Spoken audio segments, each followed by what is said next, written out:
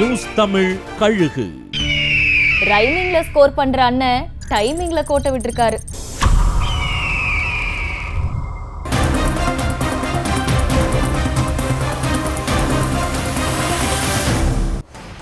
கடலூர் மாவட்டம் வடலூர்ல 70 ஏக்கர் பரப்பளவுல 100 கோடி செலவுல வள்ளலார் சர்வதேச மையம் அமைக்க தமிழ்நாடு அரசு முயற்சி செஞ்சு வர்றாங்க. இதுக்கு எதிரா பாமக உள்ளிட்ட சில அரசியல் கட்சிகள் அமைப்புகளும் கடும் போராட்டத்தை முன்னெடுத்தாங்க. இறுதியில நீதிமன்றம் சர்வதேச மையத்தோட கட்டுமான பணிகளுக்கு இடைக்கால தடை விதிச்சிருக்காங்க. இந்த நிலையில மே 4ஆம் தேதி சீமான் மணியரசனோட சேர்ந்து போராட்டத்துக்கு திட்டமிட்டு இருக்கிற நிலையில போராட்டம் கொழுந்து விட்டு எரியும் போது வராம இப்ப வரீங்களேன்னு விமர்சிக்கிறாங்களாம்.